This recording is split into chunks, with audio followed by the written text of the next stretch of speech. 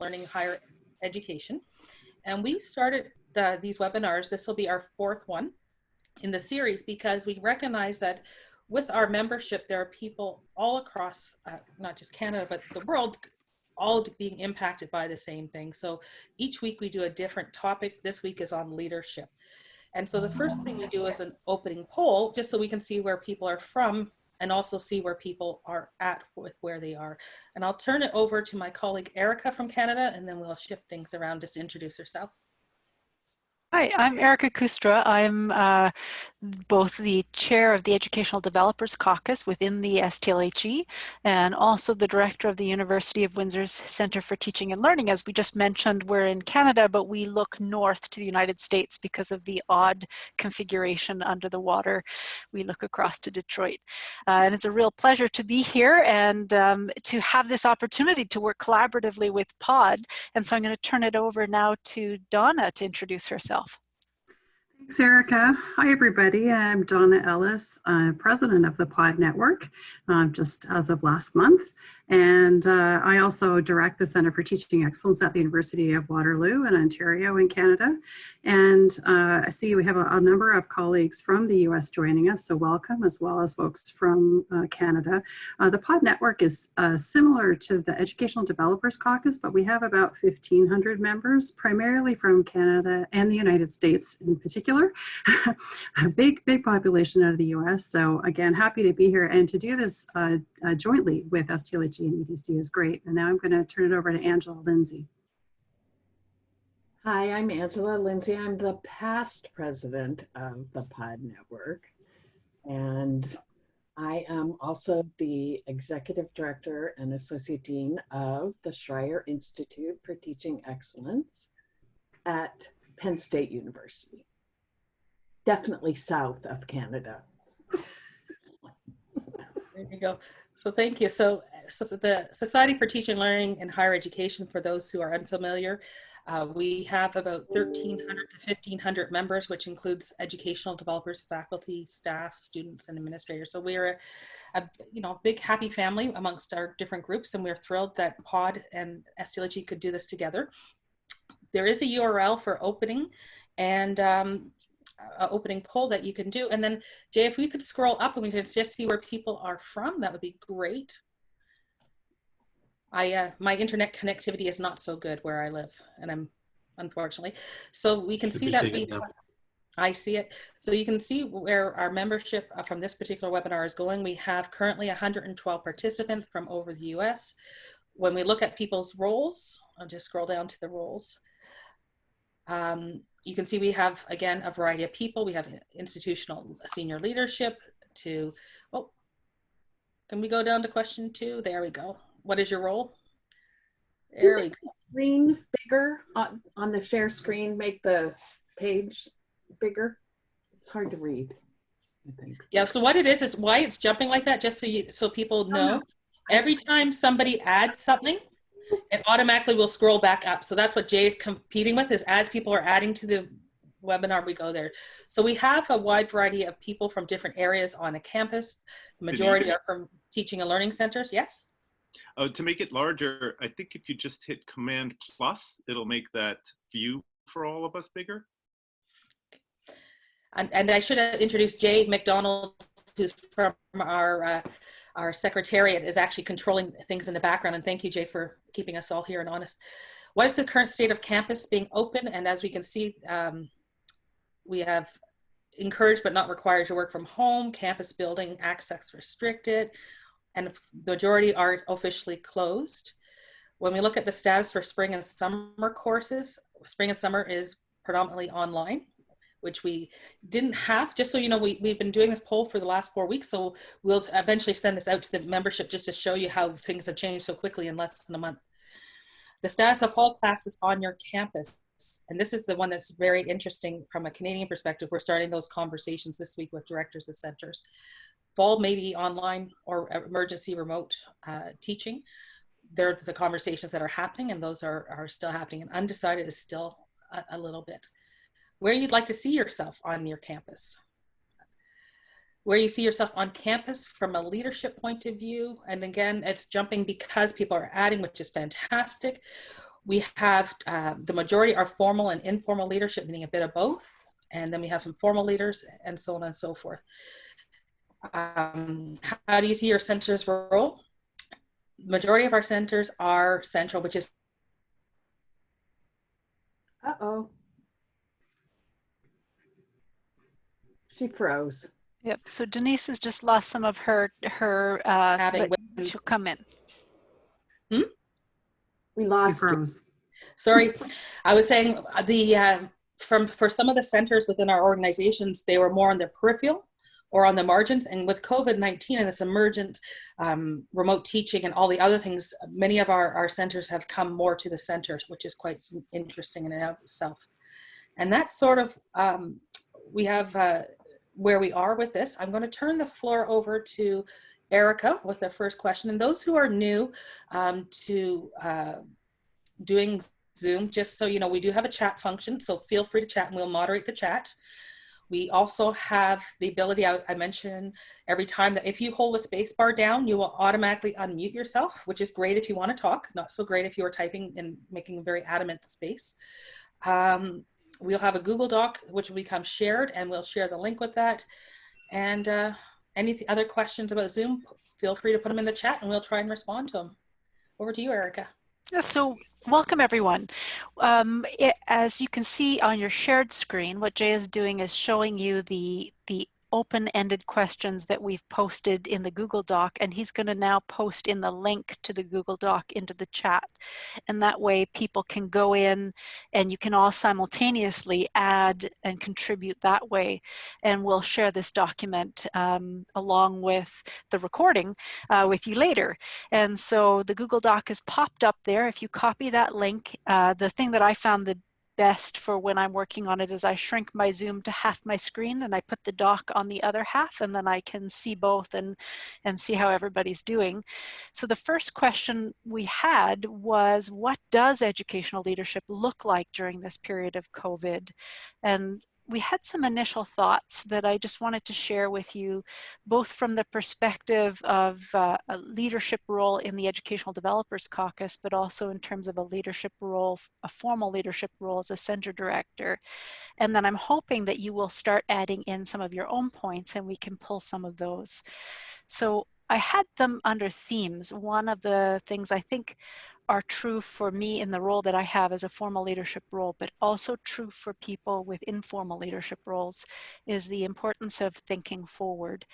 And one of my initial roles actually was raising the issue with our upper administration and starting to get other units involved. This would have been in February, so that when March hit, we had a group already starting to form to think about this. And that involves listening carefully to others. Watching the pod list actually was one of the key senses of what was coming down the line for Canada, and SHED and CEDA and other countries as they're posting on their listservs, listening, watching, and looking for the trends. So that thinking forward by watching what's happening for others was a key role for leadership. Building collaborations. Now that's a critical role, I think, for any time, but building collaborations right now meant building those collaborations across units, which we had some in place already, but building them in a way that would allow us to deal with COVID. So that meant pulling in our IT services in a way that they kind of building on their LMS support for us, working really closely with the Office of Open Learning in our university, and then also with our Senate office, because we had Senate policies that needed to be changed before we could even make changes or encourage changes to assessment methods in our university. So there were things around collaborations that were good to have in place already and then begin building on them. So those were some of the collaborations we needed to build even more strongly. And we actually had just started Microsoft Teams. So we kicked off what we called Academic Continuity Committee, and we just kept bringing the people in who needed to be involved, like Registrar's Office, Office of the Provost, different groups that needed to be involved, but maybe might not have been thought of initially, we could just link them in and keep building that collaboration. I think the leadership on the ground, when we had 3 days to move all our courses online. So that was pretty incredible. I have to say, I had the most incredible team, and I hope that you all had that same experience. Just being there, helping out where I could, because my expertise isn't in all the areas, but being there with them, helping out where I could. And that was important.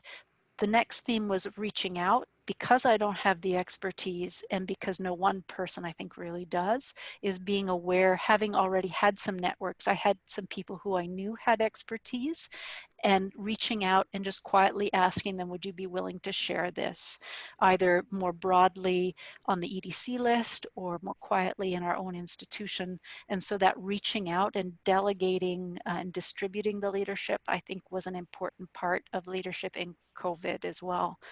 And then for me, the biggest change has been finding out new ways to support and connect, because my normal technique is in person, dropping by, checking on people, connecting people. And that for me was a big change. So little things, and being shared on these lists actually through some of our other conversations, were ways of connecting through, like water cooler drop-ins at night or early morning check-ins people were doing. So those finding new ways to support and connect in this new context was, I think, something that was a shift for me in leadership. And I think is true for both formal and informal. And I wanted to scoot over now and see some of the things that are being raised through our Google Doc. And I'm just going to pop in. So we've got actually quite a few things going, lots of emotional support. I 100% agree. Emotional support for faculty, and I think for our students and our staff. We had students working for us, helping out, and so helping them out in that time was something I hadn't realized quite how much pressure they would be under. Creating tutorials, supporting faculty, so people are creating all sorts. I have to say, oh my goodness, thank goodness for STLHE and POD. You guys have been amazing in sharing resources, and then as the resources got bigger, starting to share compilations. What an amazing, phenomenal group to be part of. Regularly scheduled calls with departments, timely responses to questions between colleagues.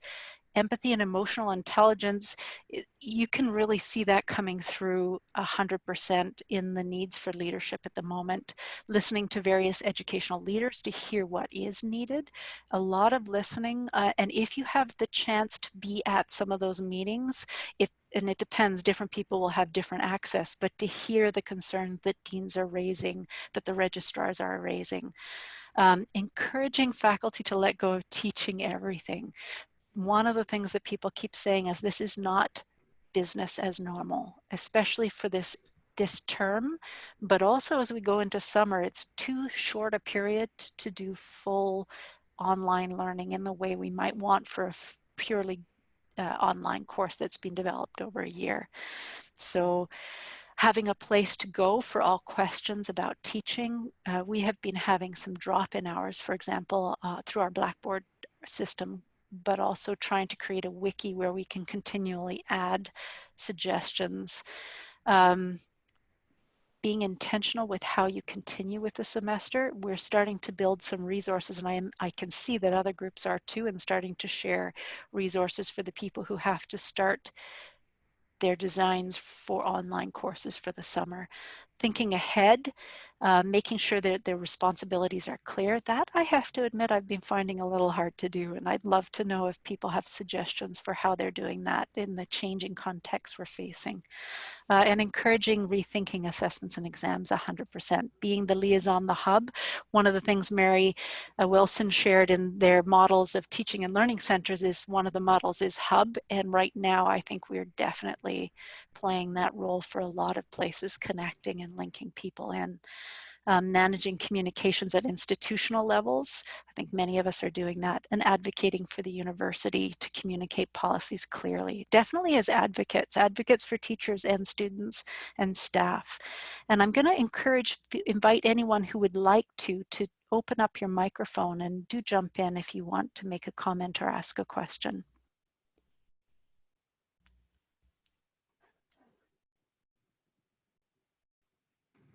So,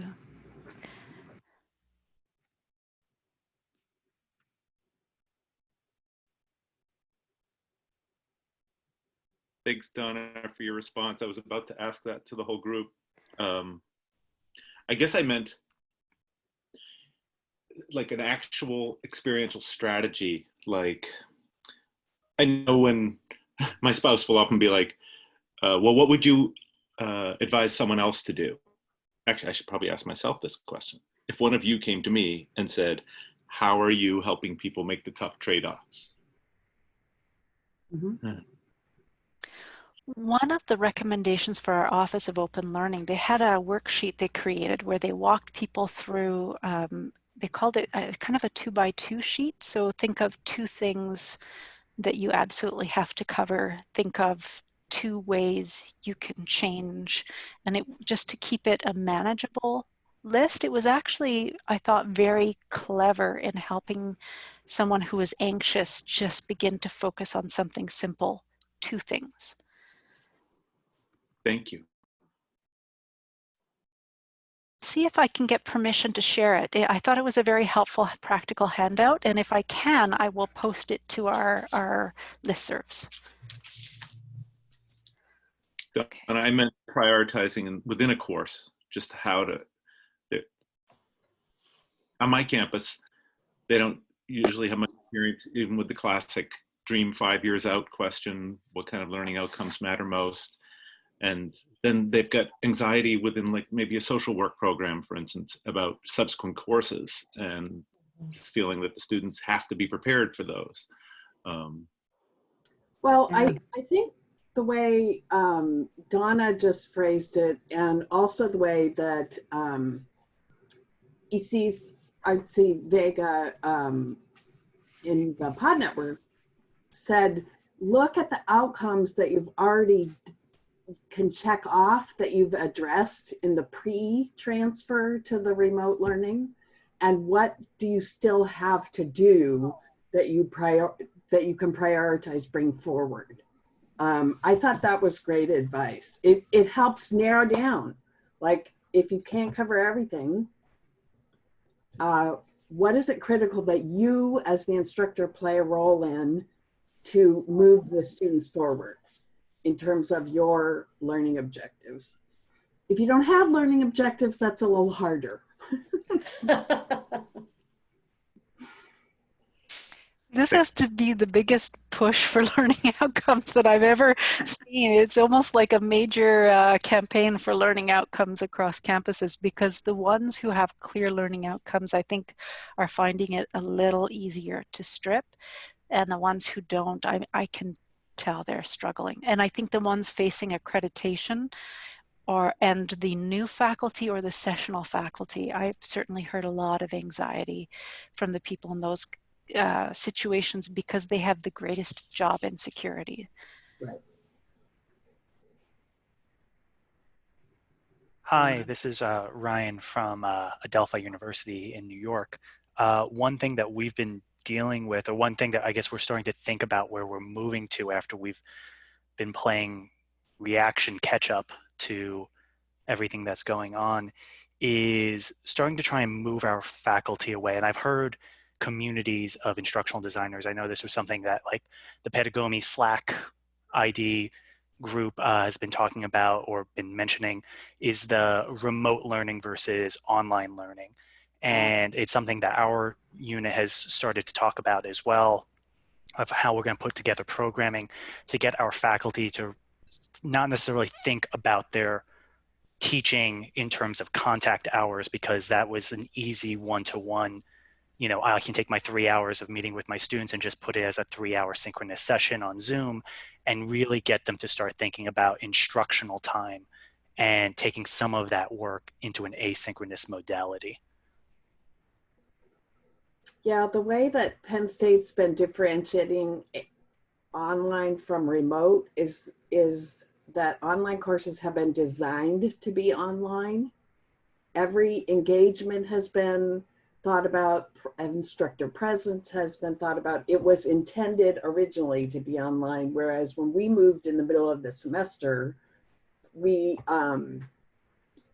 you were adapting a face-to-face course, many people were, versus designing from the get-go. And we differentiated that to try and decrease stress of faculty. We're not expecting them to be brilliant online instructors or to redesign their course. Right. We're thinking about our issue that we're going to hit come, say, like summer or fall, where you know, we try and get faculty on board to do a course design, and they'll say, oh, well, I know how to teach online. I lived through COVID. And get them, try and you know, stop that line of thought of like, well, I've done online. I put that in air quotes because I facilitated half my course in this modality. And you're right, like we want to get them into this mind frame of an online course is a conscientious, very meticulously designed learning set of experiences and engagement, right? Right. And that's where I think that differentiation, designed to be online or designed for face-to-face. And it does help change the conversation around. So you delivered it remotely, right? You didn't teach an online course. So I think it's So one of the challenges we're going to have is that the opening poll, we saw that many of your institutions are thinking of the fall going online and potentially the winter, depending on whether you're semester or not. And so one of the conversational points will come up this summer is, do we start shifting from the emergent to the online, or is it still emergent even though we're 4 months in planning? And so that's sort of food for thought as you're taking on these leadership roles at your institution, is at what point do you shift the conversation? I don't have any answers. I just know the shift is going to happen in the next few months. Well, at Waterloo, we have a full spring semester, May to August, and it's all remote. And we're really pushing hard that no synchronous, don't do synchronous. You did that to get through the winter term, to the last couple of weeks of lectures, but you really have to be thinking about how to do your course asynchronously.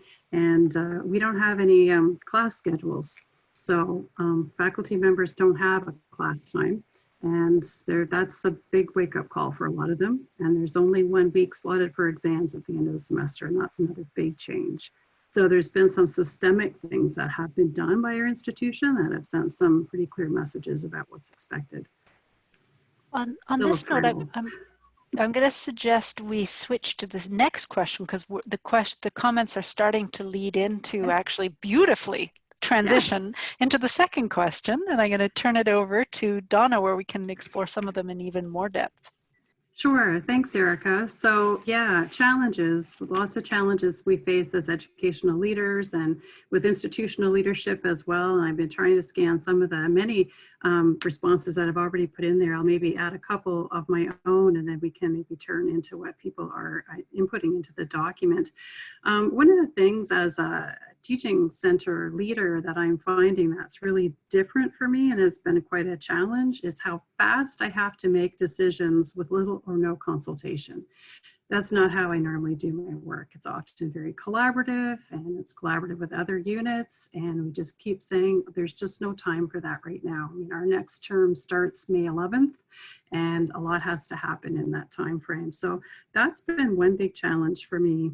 Another is around communication, and I saw that in here as well, that it's really hard to have good, clear communication, have it happen in a timely way, have it happen well within our own unit, with our partner units that we're working with central administration, and even when messages get released. A lot of our central messages have to go through university communications. So our senior administrator announced something this past week that we'd already actually announced because it had started. And so some mismatch that happens sometimes in relation to that. Same with resource development, just trying to coordinate all of that across different units and having people move away from the concept of owning any resource to we're just all contributing to resources as best we can. And then another thing we're finding, because we're being, paired up with some other units that we work with, but we don't work with in quite such an intense way normally, where we all can do instructional design and development work, but we do it in really different ways.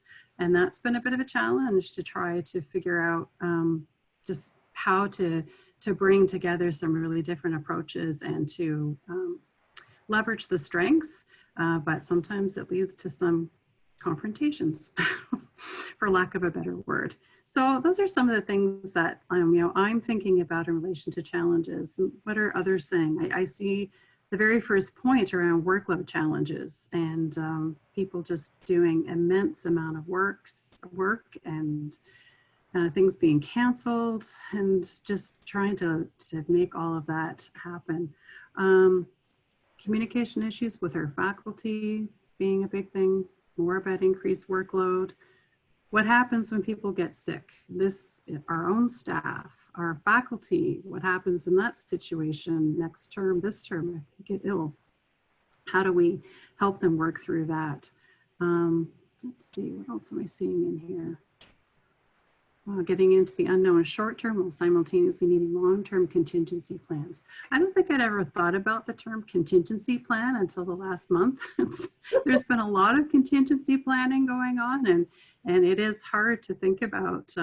You're facing things hour by hour, new stuff comes forward, and then we also are being asked for these long-term plans. Like I just got asked, what would you need if fall term is going to also be online? And well, I don't know what I need tomorrow. So sometimes it's hard to answer some of those questions.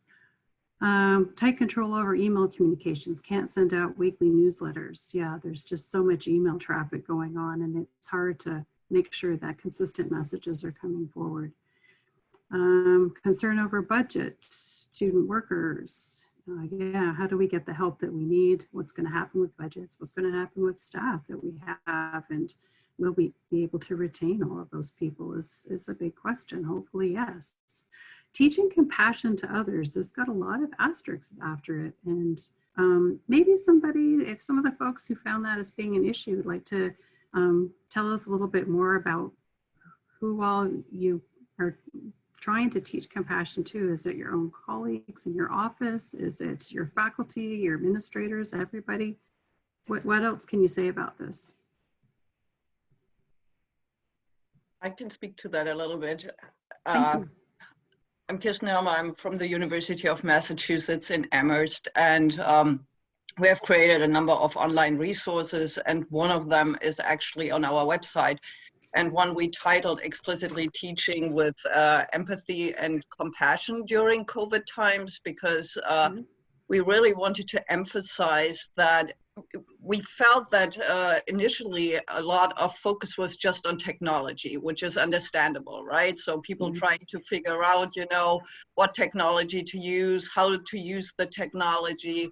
And we've been seeing more of an interest now in thinking in terms of, so what do we do with that, or how can we support each other? And also hearing from faculty how overwhelmed they are, and they are reporting to us how overwhelmed their students are. And so we really wanted to put that front and center. And so we highlighted that in a newsletter that went out, and have one resource that's really focused on just that, teaching with compassion.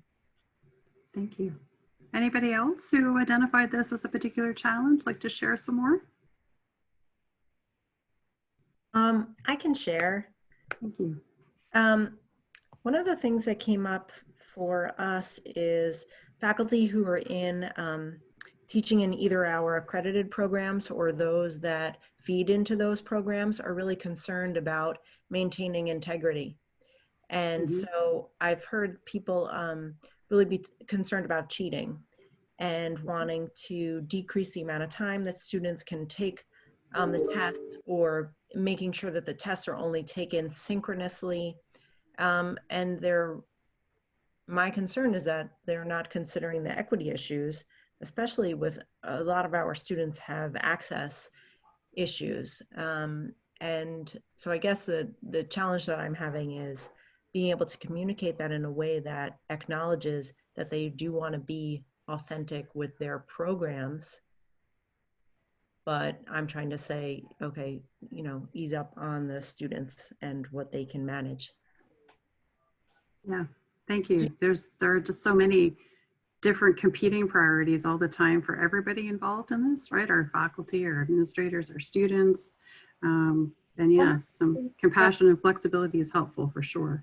One of the things that I think can help with the lack of access to technology, bandwidth, or anything more than a phone, or maybe even not having a phone at all, excuse me, is to remind faculty that they can set their time limits and their, you know, synchronous exams, but it's a good idea to make sure that the students know they can contact the faculty to get an accommodation.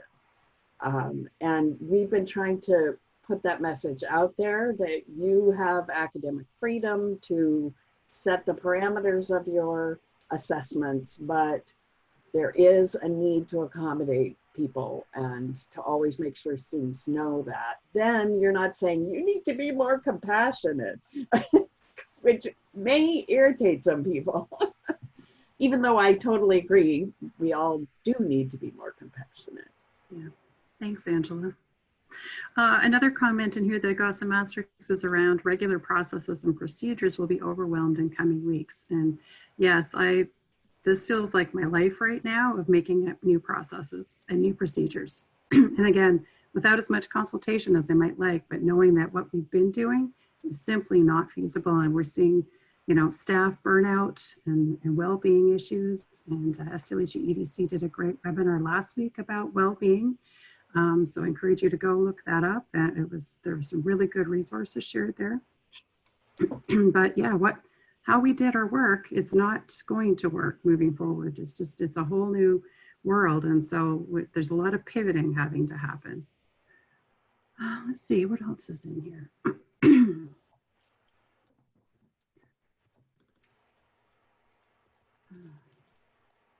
Oh, interesting one here about some center leaders are great at crisis management, others not so much. Highlights gaps in leadership, and some have been mentoring leaders within the team. And we have many leaders emerging because people are having to step up and take ownership of things and drive new processes forward that they've never been asked to do before. And so often reminding my team that, you know, this is a different way of working, and we have to be, well, we have to be compassionate, but we have to remember that and help people by being more transparent and explicit about how we would make some of these decisions to help model that for them to learn about that.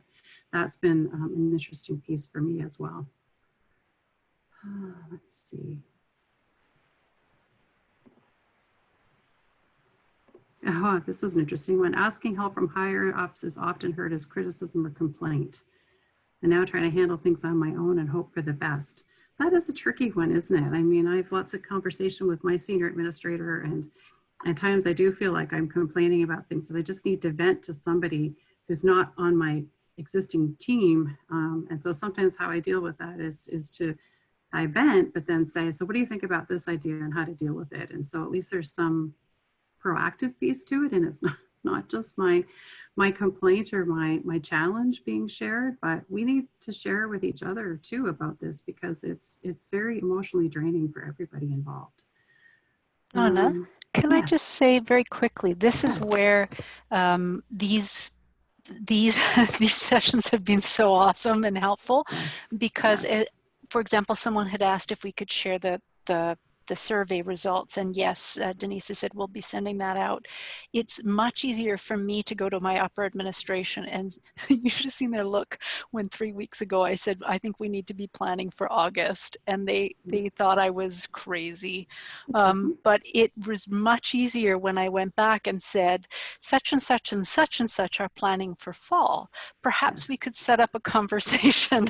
And so these are really useful groups to leverage when so that your upper administration does not see it as whining or as the sky is falling. Instead, it's very reasonable logic, pre-planning, and saying it's not that I'm hoping that it will happen, that I am hoping it will not happen, but it's rational to put things in place to be ready should we need it.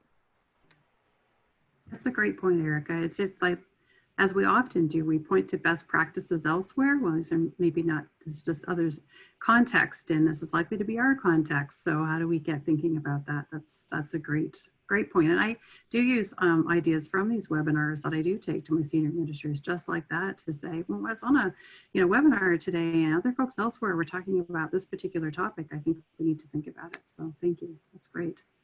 And along that line, Donna, I just want to mention, we also have to recognize when we talk about compassion and all these other things that we are in the middle of a pandemic. So many of your team members will be grieving their loss of family members, of friends, of colleagues from around the world. And so compassion fatigue is something, and caregiver fatigue is something that's very much a part of what we need to think about as well. So as we are, so busy in the moment taking care of everybody else on campus, we have to recognize when that slows down that your team are going to need you in a different way. And so taking care of yourself, even in the point of where we are right now in crisis mode, is so critical, because your team will look to you, especially if you are in a leadership position.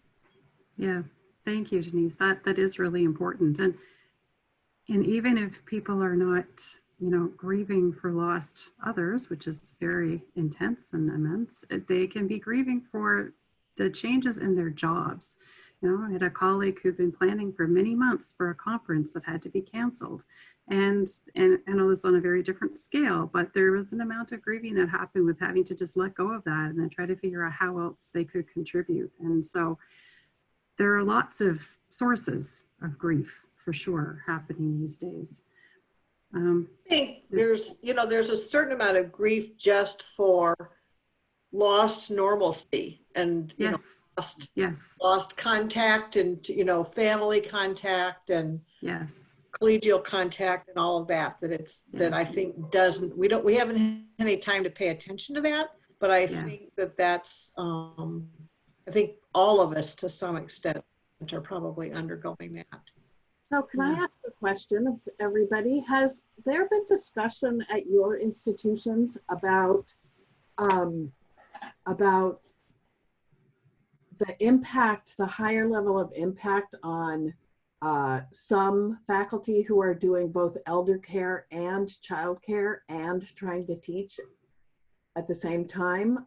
It's kind of an invisible burden, as it often is with folks who may not be able to get private space in their homes.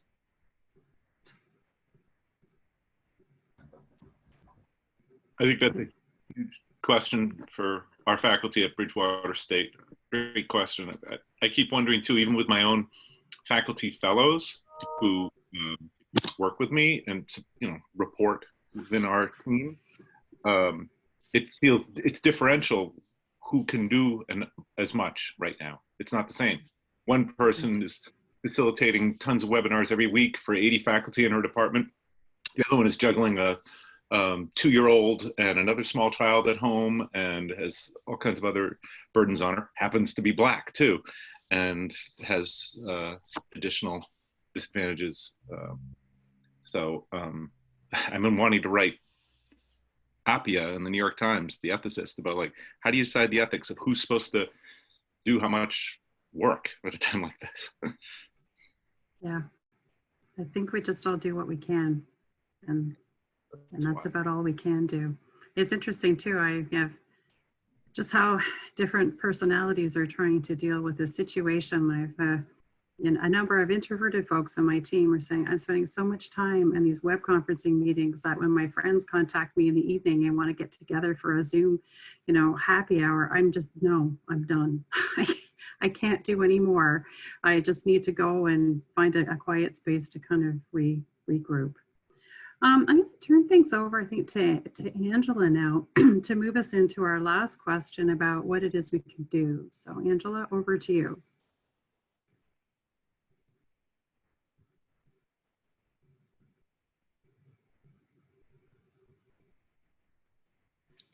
Angela, unmute. You're muted.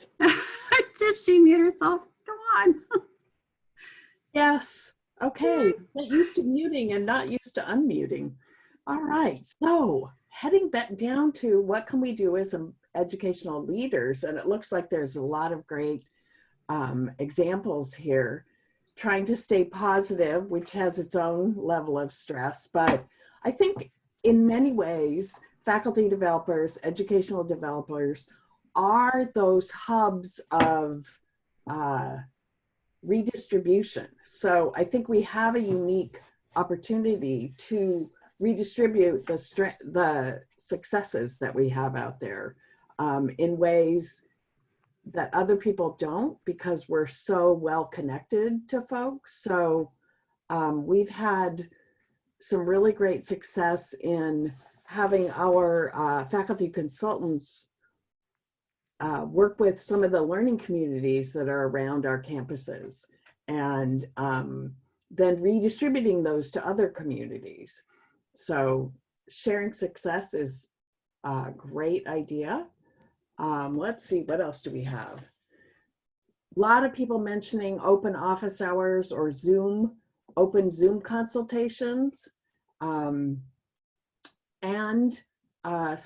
scheduling Zoom co-consultations with technology or instructional technology folks and pedagogy folks. That can be a really awesome approach as well.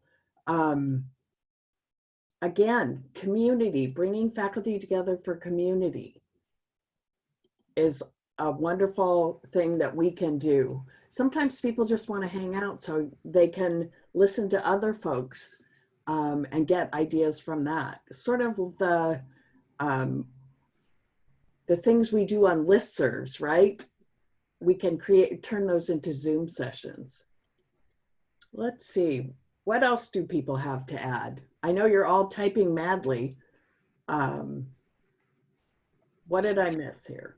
So one of the themes that's coming out in some of the comments is how we track what we're doing, because we're having such a big impact right now. But as someone mentioned in the chat a little earlier, it's hard to track it because we're so busy and people are contacting us in ways that are not always so easy to keep track of. But I do think this relates to several, like we're always talking about our impact and how we can track that. It's become even more important in some ways because we're doing so much so quickly. But it's also, I think, one of the points earlier mentioned was the budget issue. I do think our budgets are largely going to be impacted as our institution's whole budget, and those stories, the thank you emails, those are good to gather and share back with your upper administrators so that the emotional content of those emails maybe carry more weight perhaps than number sometimes. If I may share, this is Melissa in Portland, Oregon. Been working in fully online programs and developed those while we were delivering them over a 4-year period of time in the mid-2000s. And some of the things that were really helpful to us were to set up a few pillars around what online learning would look like. And the first of that was to establish quality measures that we all agreed to. Once we determined what quality measures we wanted to use, then working towards tracking our progress towards those goals with the quality measures. At that time, we selected Quality Matters, but we retrofitted it in particular for our campus and the context of the campus. But what we talked about is opening up a culture of acknowledgement and communication. So acknowledgement was the substitute word for compassion in this regard, right? Just acknowledging when things aren't going well, having the students acknowledge, having the faculty acknowledge that, and then setting up communication patterns between the fully online students and the faculty and the administrators in a way that was less hundreds of one-off emails and more funnel communications that were transparent to everyone. And then we made a big push towards something that I think we don't talk about very often, which is platform literacy. Just the skill of being able to navigate and negotiate multiple platforms and what that means to you as a person who lives in a digital landscape and how important it is. And then the last thing that we talked about was, and I see this popping up in the chat and I see it in the document as well, faculty feel unprepared to represent themselves in that digital landscape. So offering them opportunities to develop their digital identity in a way that represented who they have been, who they're becoming, and who they want to be as academics through portfolio processes or managing their social media accounts more effectively, allowed them to connect on a human level and in terms of networking with students when that escapes us sometimes in the digital landscape. Great suggestions, Melissa. Thanks. I'm seeing a little bit of commentary about needing to stay connected with the students without it being necessarily a content teaching moment. I think that's a good way for faculty to help develop their online identity as well, is potentially holding, what was it? Somebody told me they talked about student hours, holding student hours for students just to connect with the faculty. Another good way to create community in your course. Angela, just to respond to that, we actually wrote a peer review paper called Supporting Academic Integrity. I'm thinking of you too, Gina Merlis, you were mentioning this earlier, in fully online completion programs through the use of synchronous video conferences. These are similar to what you're suggesting, where the students meet in small groups for short periods of time with the faculty. And I think this idea of having synchronous components to fully online courses is not as complicating as one would imagine. So we have several years of data in that, and I'll make sure I get it to you if you want to take a look at what worked and what didn't work. We talked with the faculty and the students about the benefits and the drawbacks of that.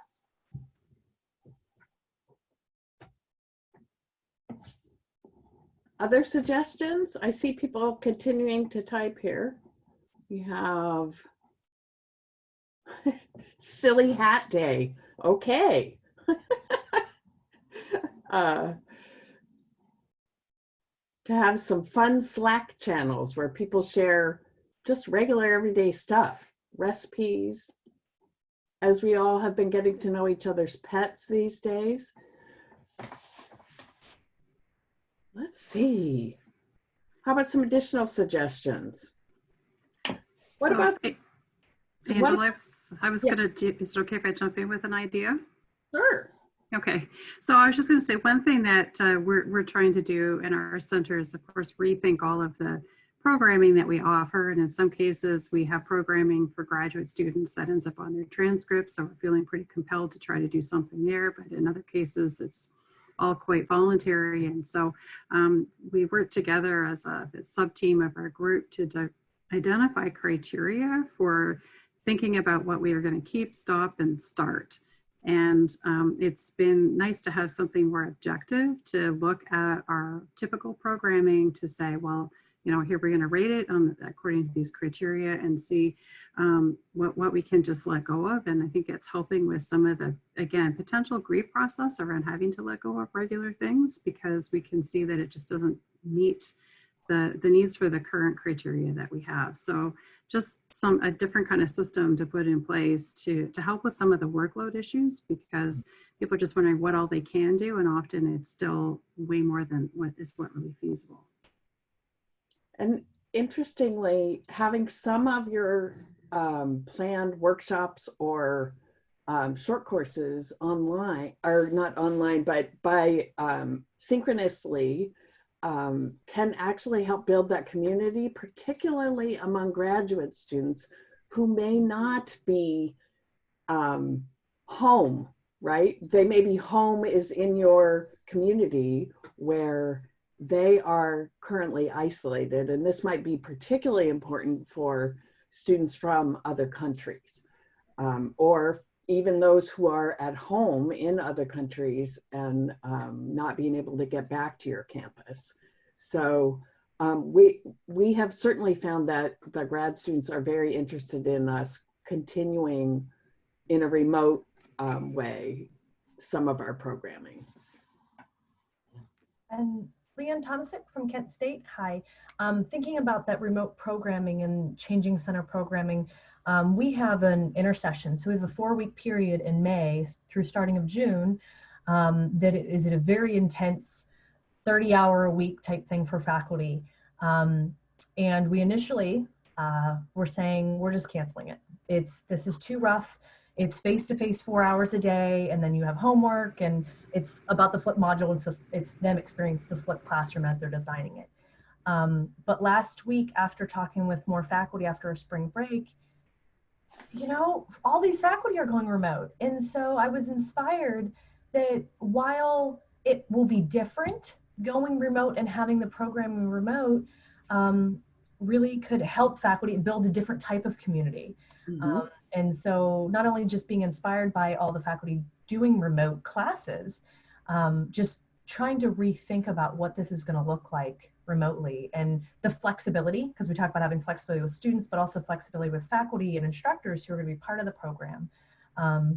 That's where I'm taking the next 3 weeks to design it differently, to think of that, the compassion, the flexibility, but also ensuring that what learning objectives are there are necessary.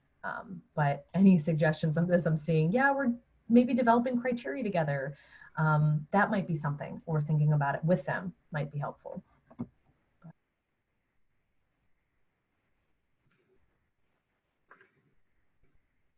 There's been a couple of comments about online proctoring and academic integrity, and I just want to be able to comment and to be careful about video conferencing, requiring students to turn on their cameras. I think one of the things that I've seen in a variety of different places is that if you have active military students, or you have folks who may be in unsafe environments, or in environments they're embarrassed to show, you again want to give those students options. Here in the US, there is, you cannot require students to turn on their cameras. You have to give them alternative examples. I don't know what it's like in Canada about that, but there are lots of good reasons why students may not feel comfortable or safe turning on their cameras. Just a good thing to remind faculty. Not sure. I don't know if there's a legal law, but certainly the general rule has been not to require it, if only because we can't guarantee people actually have the bandwidth. And so once you try to get everyone connecting on and showing their camera, some people will lose connection. So just practically speaking, it's not wise to require everybody to connect that way. Absolutely, the bandwidth is an issue. I'm thinking more about students who may be in unsafe domestic situations. There are a lot of homeless students in the US, so, and the libraries are closed.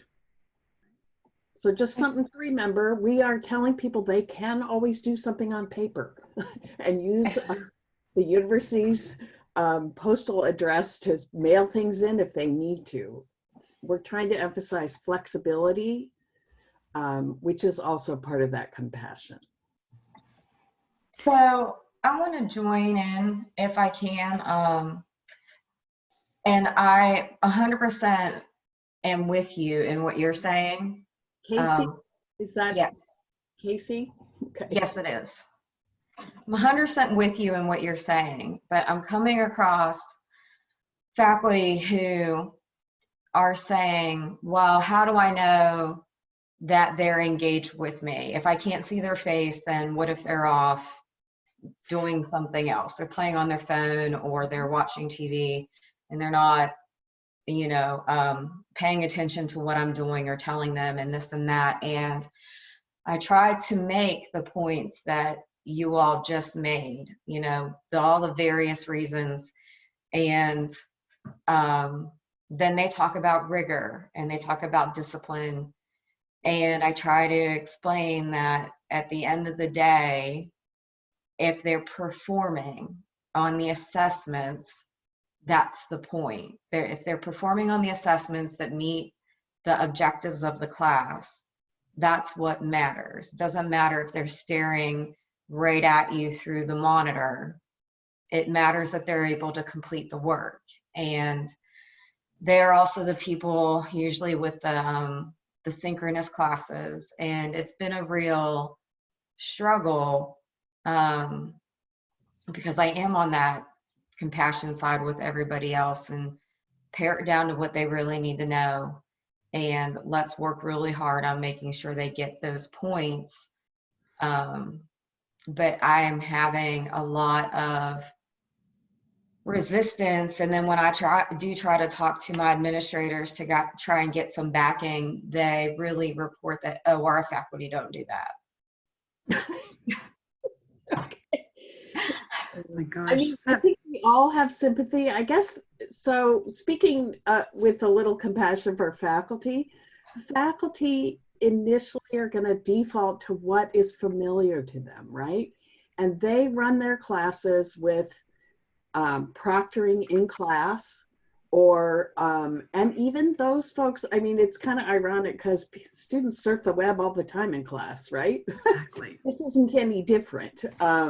In some ways it feels different because it seems like they're paying attention if they're in class, but honestly I think we have to we can't just try and make them change.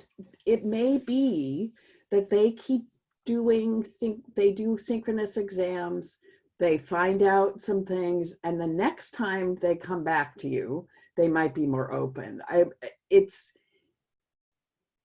We can't reach everybody, I guess, and I'm not saying to give up. I think you should still make the case about, you know, if you have multiple lower stakes, you could have less cheating than with a single high stakes. But honestly, we are not going to convert people who are committed to that approach. But maybe after this experience, they will think more about that. I always see this as kind of a potential opportunity for future change. And that's a great, actually, spot to end on. We are just heading into 4:30, and I want to thank our colleagues from POD for joining us, and of course, STLHE and Educational Developers Caucus.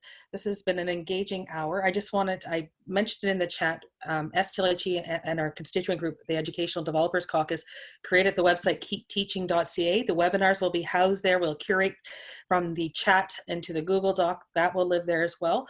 And next week, we haven't set the date yet, but we'll have students come and give their perspective on all of this and what's happening in their world. We'll have graduate and undergraduate students. And then the following week, we have a Francophone session, Canada being bilingual, bilang. And then the following week, we will be talking about accessibility and issues surrounding accessibility and online teaching, not so much, but the emergent remote teaching, because that's a serious issue, because as I mentioned in the chat, we're not planning for those issues as we're just scrambling.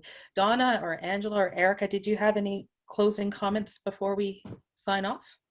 A very quick comment. One of the things that it keeps hitting me as a theme is that what we're talking about can be led by a formal leader, but can be led by informal leaders. Almost everything that's mentioned here can at least be supported or suggested by informal leaders, if not actually fully carried out.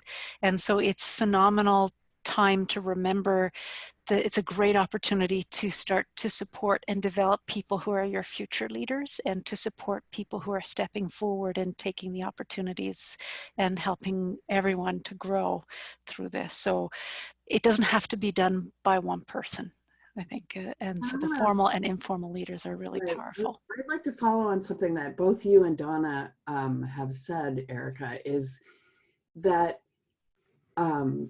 if you see a need, don't wait for somebody to ask you. I think we're used to doing that. We're used to being sort of given permission. But one thing that we have is connections, and you can pull a group together to do something and then share that up the ranks once it's done, and then it can get spread out there, and it can also be spread to your faculty connections, right? And if a faculty member shares something that your group did, then it has even more credibility.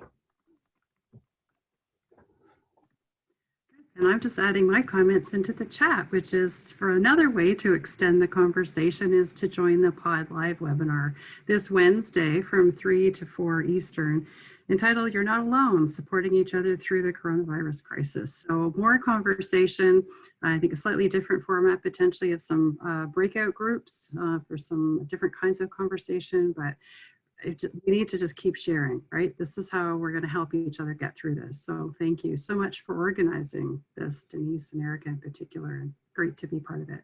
Thank you. And just in case my colleagues from POD, I did mention it in chat, this is not a closing. We've sometimes had people from other regions in the world join us, so please feel free to join. If you have other resources that are coming across your list that you would like us to add to keep teaching, it is a curated website. It's not owned by any one person. It's really about our community, and it's a phenomenal community, and hope to see you guys soon, and take care. And at that point, thank you very much for joining us. Thank you. Bye-bye.